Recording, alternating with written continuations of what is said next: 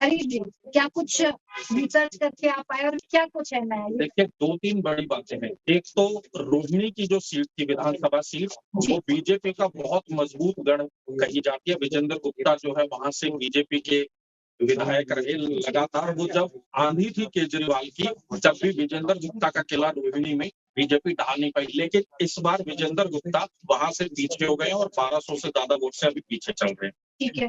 शकूर बस्ती seat Satyendra Jain जहां से चुनाव लड़ रहे हैं। जी। सत्येंद्र जैन बड़े नेता हैं आम आदमी पार्टी के। सत्येंद्र जैन 3000 से ज्यादा वोट से पीछे चल रही है। तो ये जो है ये बड़ा बदलाव कि आम आदमी पार्टी के बड़े नेताओं को नकारा जा रहा है, वोटर्स ने उन्हें नकारा है। जो मुख्यमंत्री खुद भी है वो कोई बहुत बड़ी लीड के साथ नई दिल्ली, पूर्व मुख्यमंत्री नई दिल्ली सीट पर बहुत बड़ी लीड के साथ आगे नहीं है, क्योंकि अभी 3 राउंड की गिनती हुई है, तो उनके भी पीछे होने के बहुत प्रबल चांसेस नजर आ रहे हैं। इसके अलावा जो और नेता मुख्यमंत्री आतिशी पीछे हैं।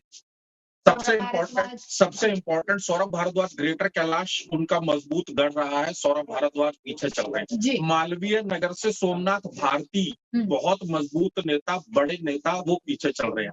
कोई नेता अगर जो लगातार आम आदमी पार्टी का बड़ा नेता और मंत्री जो लीड में है तो वो है बाबरपुर से चुनाव लड़ रहे गोपाल राय। वो लगातार पहले राउंड से आगे चल रहे हैं। हालांकि उनकी लीड बहुत बड़ी नहीं है, 1000-1200 वोट के आसपास की लीड है, लेकिन वो लगातार आगे बढ़े हुए हैं, वो पीछे नहीं हुए हैं। तो ये एक रिसर्च वाली बात है। और इसके अलावा अगर हम देखेंगे तो बवाना की जो सीट है, बवाना सीट पर बीजेपी के रविंद्र इंदलाज जो है वो बहुत बड़ी लीड ले चुके हैं। 3 राउंड की गिनती के बाद 4000 के करीब वोट से आगे हैं। जय भगवान उपलार जो थे आम आदमी पार्टी के, वो पीछे हैं।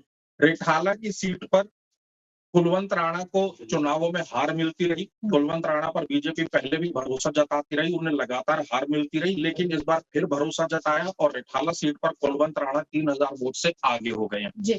तो जितने भी बड़े नेता थे आम आदमी पार्टी के, वो ध्वस्त हो रहे हैं। उनके गढ़, उनके किले जो थे वो ध्वस्त हो रहे हैं और नए किले बनने की कोई संभावना नहीं। हर जगह सेंधमारी जो है वो बीजेपी ने की है।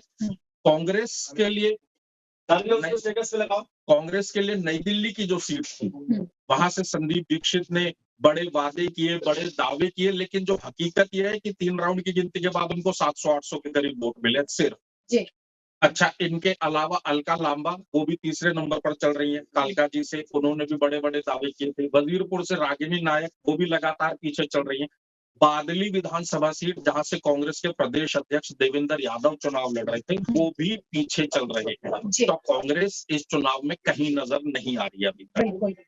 साफ तौर पर देखा जाए तो कांग्रेस का कहीं से खाता खुलता नजर नहीं आ रहा है। एक भी सीट उसके खाते में नजर नहीं आ रही है। चुनाव आयोग की वेबसाइट पर फिलहाल कांग्रेस पार्टी 0 पर है, लेकिन रुझानों की बात करें तो लगातार अपनी एक सीट पर वो बढ़त बनाए हुए नजर आ रही है। हरीश जी, क्या लगता है आपको, जिस तरह के रुझान सामने आ रहे हैं, जिस तरह के रुझानों में इतना बड़ा अंतर जो नजर आ रहा है, क्योंकि कांग्रेस तो कहीं पर स्टैंड कर नहीं रही है। बात अगर आम आदमी पार्टी और भारतीय जनता पार्टी की करें तो रुझानों में बहुत बड़ा फर्क है, बहुत अंतर नजर आ रहा है। अगर ये परिणामों में तब्दील होता है तो ये केजरीवाल की बहुत बड़ी हार, आम आदमी पार्टी की बहुत बड़ी हार। देखिए, अब सवाल यही है कि अगर ये रुझान परिणामों में तब्दील हो गए तो केजरीवाल का क्या होगा? केजरीवाल दिल्ली में रहेंगे, दिल्ली की राजनीति करेंगे या पंजाब चले जाएंगे? पंजाब में क्योंकि उनकी सरकार है भगवंत मान की, और अगर अरविंद केजरीवाल की हार होती है तो ये आम आदमी पार्टी के साथ साथ पूरे इंडिया गठबंधन के लिए भी एक बहुत बड़ा झटका होगा। उमर अब्दुल्ला ने कुछ देर पहले ट्वीट किया और उन्होंने ट्वीट से साफ संदेश दिया। उन्होंने उस ट्वीट में एक ऋषि को लगाया है। उन्होंने महाभारत के एक उसको दृश्य को उसके अंदर लगाया ट्वीट, और उन्होंने कहा कि आपस में लड़ने का ये नतीजा है कि आम आदमी पार्टी की हार हो रही है। जाहिर तौर पर कांग्रेस और आम आदमी पार्टी के बीच दिल्ली के चुनाव में जो खींचतान होती रही, वो उस पर जो है उन्होंने कटाक्ष किया, उस पर ट्वीट किया है। तो अब साफ संकेत जो है नजर आ रहे हैं कि अरविंद केजरीवाल और आम आदमी पार्टी के दिल्ली से विदा होती हुई नजर आ रही है। अगर यही रिजल्ट्स में तब्दील होता है तो हालांकि बहुत जल्दी बात होगा कहना, क्योंकि 2 राउंड 3 राउंड मैक्सिमम 4 राउंड की काउंटिंग हुई है। सबसे कम राउंड्स की काउंटिंग नई दिल्ली सीट पर ही होनी है, जहां 13 राउंड की सिर्फ काउंटिंग है। कई ऐसी भी सीट है जहाँ 22 राउंड 23 राउंड तक की भी गिनती होनी है, जिसमें पवाना भी एक सीट है। तो अभी नतीजे हो सकता है पलट जाए, क्योंकि कई बार होता है कि एक वो ईवीएम खुली, उस ईवीएम में वो बूथ जो है बीजेपी का या आम आदमी पार्टी का मजबूत था, तो सारे वोट उस तरफ निकले। तो अभी सीट्स ऊपर नीचे होंगी, जहाँ जो आ गया वहाँ पीछे होगा, वो सब चलता रहेगा, चुनाव है। लेकिन शाम तक की तस्वीर साफ होगी।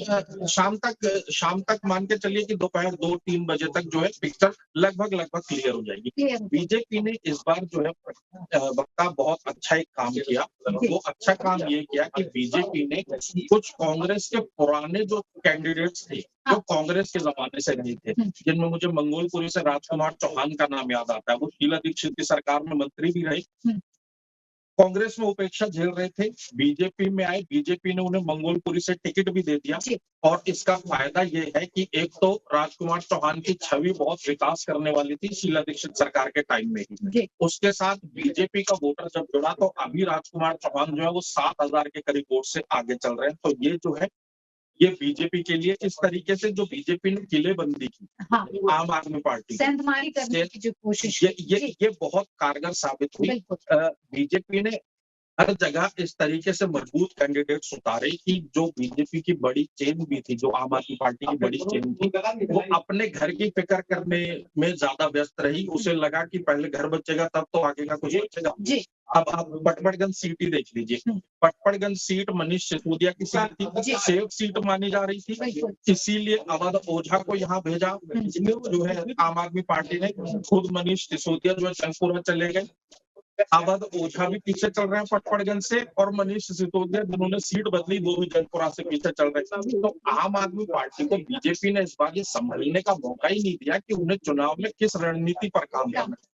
और भ्रष्टाचार का मुद्दा जो शुरुआती रुझान जो नजर आ रहे हैं, भ्रष्टाचार का मुद्दा इसी का असर है, हावी रहा वोटिंग पर। और एक बड़ी खबर अभी जो है मैं बता दूं आपको, रोहिणी सीट से अब तीसरे राउंड की गिनती के बाद विजेंद्र गुप्ता 218 वोट से आगे हो गए। जी बिल्कुल। तो हरीश जी देखिए, कहीं ना कहीं ये कहा जा सकता है कि जो मैनिफेस्टो निकाला था अरविंद केजरीवाल की पार्टी ने, कांग्रेस पार्टी ने, उन पर इस बार बिल्कुल भी जनता ने भरोसा नहीं जताया। क्या नौकरी चाहिए ही नहीं, आप रख लो अपना। देखिए, जो आम आदमी पार्टी का वो था मैनिफेस्टो था, उसमें उन्होंने मिडिल क्लास की बात की थी। उस मैनिफेस्टो पर सबसे बड़ा काट जो है वो इस बार के आम बजट में आई, जब मिडिल क्लास के लिए 12 लाख तक की इनकम जो है वो टैक्स फ्री कर दी गई। तो वो वोटर, क्योंकि वोटिंग से ठीक 1-2-3 दिन पहले अगर कोई ऐसा मैसेज जाता है तो वोटर के दिमाग में लास्ट मोमेंट वाली चीज रहती है। तो अरविंद केजरीवाल का जो वो गढ़ था, जो मिडिल क्लास वाला वोटर जो था, अरविंद केजरीवाल को जो वोट करता था, जो गरीब तबके का जो वोटर था, जो झुग्गी झोपड़ी वाला वोटर था, उस पर बड़ी चोट हुई। आप देखिए, प्रधानमंत्री मोदी ने जब दिल्ली में कैंपेन की शुरुआत की तो वो अशोक विहार जाते हैं, सबसे पहला काम करते हैं झुग्गी झोपड़ी वालों को ही घर सौंपने की शुरुआत करते हैं। अरविंद केजरीवाल ने कोशिश की उसके अगेंस्ट एक नैरेटिव बनाने की, लेकिन वो बना नहीं पाए। और इसी तरीके से वक्ता नतीजे जो है वो ऊपर नीचे हो रहे हैं। कोई 200 वोट से आगे है तो अगले राउंड में पीछे हो जाएगा, कोई 500 वोट से आगे है तो अगले राउंड में पीछे हो जाएगा, वो सब चलता रहेगा।